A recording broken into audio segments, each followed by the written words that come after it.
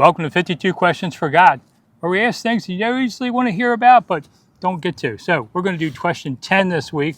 I'm Rick Snider, along with Pastor Chris Bryan. And the question is, why is the answer to our prayer sometimes no? Well, let's ask a couple other questions before I give that. Aren't you glad that you have what you do not have that you do deserve from God? We're going to have to diagram that. Okay. Well, God sometimes says no because he knows what the greater good for us. You know, sometimes God says nothing, which to me is equal to no, but it teaches us and trains us.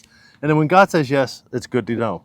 So the rediagram answer is God will not always give us what we pray for, and we need to be thankful.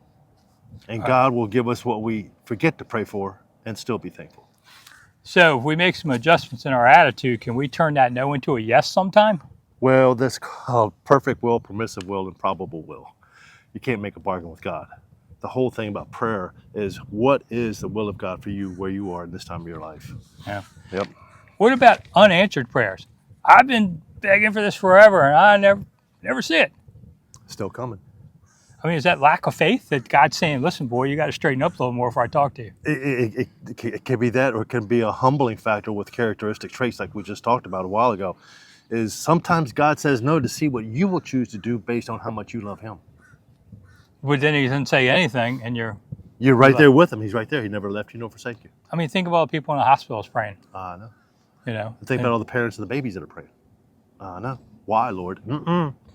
Help us, Lord. Yep. What about people praying to win the lottery or get a new car? Well, As I had somebody one time seriously tell me, if you pray hard enough, you will get that new car. I don't think so. No, I don't either. Because your real peace and happiness is not in things of this world. You know, you get a new car, you wreck it.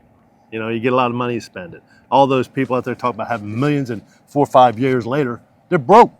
You know, that old cliche, take a millionaire who's got $100 million, take 90 million away, give it to 9 other people. In 5 years, what do you have? That millionaire will have $100 million. The other 9 people who got the million, be broke. And everybody's down the river. They didn't earn it. All right. I'm Rick Snider for Chris Bryan.